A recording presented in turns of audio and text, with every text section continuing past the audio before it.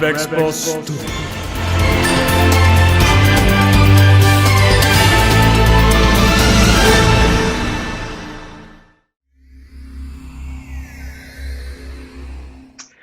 You being recognized for your innovative ideas and your strategies internationally.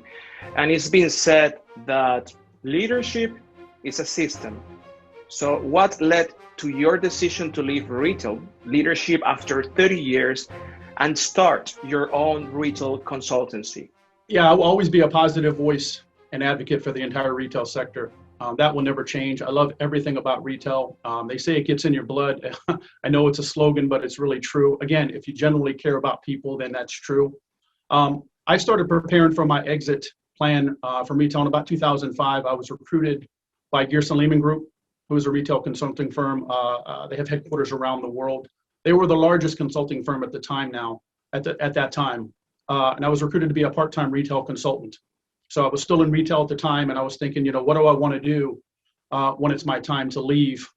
It is a physical job. You're on your feet for a long time. It's physically demanding depending on the retail store or company that you're working at. So I wanted to look ahead to see what else I could do. And when I started consulting with Gearson Lehman Group, the clients were very, very happy and were pleased with my ability to articulate the information from retail to hedge fund managers and private equity firms and clients around the world. So that's something I continued to hone on. Again, it was part-time, it was ad hoc. So it was, when they had a consultation that fit with, was in my industry, they contacted me.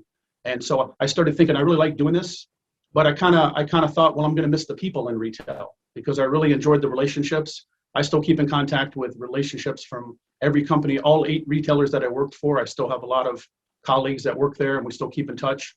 So I was going to miss the people part of it, because when you go from a company that has tens or hundreds of thousands of people now down to 10, 20, 30, 40, whatever your company has, I knew I was going to miss that. But I wanted to help clients achieve their aspirations, and starting my own retail consultancy allowed me the freedom to expand my reach globally.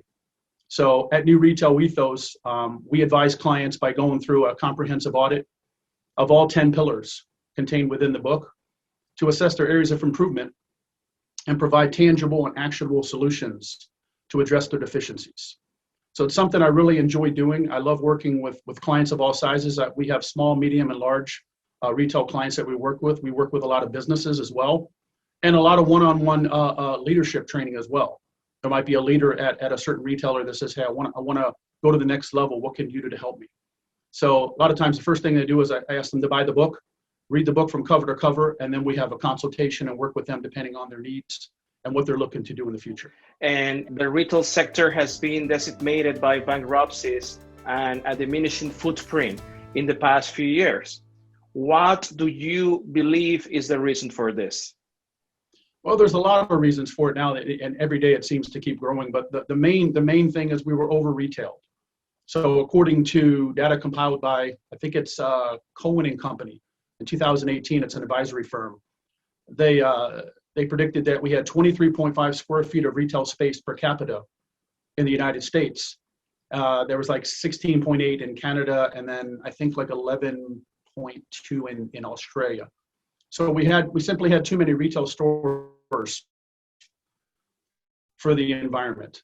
The plan for a lot of retailers, rightfully so back decades ago, was if you want to achieve growth and scale, you have to open new stores. And at the time, they were picking A locations around the country where they could put stores to maximize foot traffic and demographics and median income, et cetera. As they started growing and expanding, they started going to B, C, and D areas where they normally wouldn't put a store before. And what would happen would be you would over cannibalize your profitable stores because they were so close together. So e-commerce is exploding. 2020 showed us that it's definitely a platform that's going away. I still believe brick and mortar has a strong presence and a strong future. Digitally native brands capturing market share. They're realizing that, to really increase their brand and scale and scope, they have to open physical brick and mortar stores. Shifting consumer preferences. People shop differently now than they did 10 years ago, actually 2 years ago. They've really shifted how they shop. So the way I explain it is this energy's been building for a while, and the retailers who've been proactive and embracing innovation, and I already mentioned a lot of them like Lowe's and Home Depot, Target, Walmart, Costco, Tractor Supply is doing a great job. They're navigating this change in environment very, very healthily. They're going through their top tier retailers. They're doing a great job. So the universe, just like the retail sector, is fundamentally a concept of duality, where each environment seeks to kind of correct itself through adaptation and to acclimatize to its intended balanced nature, which basically means there's a pendulum effect going on right now. This is what I kind of call it. A pendulum effect it's how energy moves through society and propels society forward. The pendulum is on the left, where we have all these stores that are growing. That's an explosion of retail store growth for decades that was ultimately unsustainable. And the universe is, wait a minute, we're out of whack. We got to swing this back over. So it goes all the way to the right. The energy shifts. You have the ramifications of this unfettered growth with the bankruptcies, the store closures, they're going out of business. It's sad to see, but you cannot continue to grow. At some point, there's going to be retraction. And that's what's happening right now. So what I like to call this environment right now is a recorrection. It's a recorrection. The retail sector is readjusting to the changing retail climate. So we're going through what I call it, evolutionary stage that will lead to homeostasis. That's a word that I really like to use a lot with energy and balance in the universe. Homeostasis is kind of like how our body works in synergy and in unity inside of ourselves. So that's where the sector will go. So the pendulum swings to the left, which it was. It swings all the way to the right now, and it'll slowly then come back and hit a point of homeostasis where everything will be in balance and everything will be more,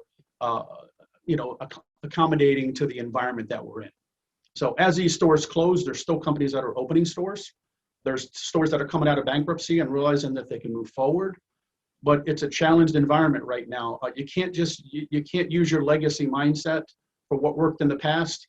It doesn't apply anymore. You have to have a new mindset. And some companies that have been around for decades or over a century are struggling to adapt to that. So my book kind of addresses a lot of those issues. And so hopefully we can get that in more people's hands and start helping them to learn from that information. Rev Expo Studio.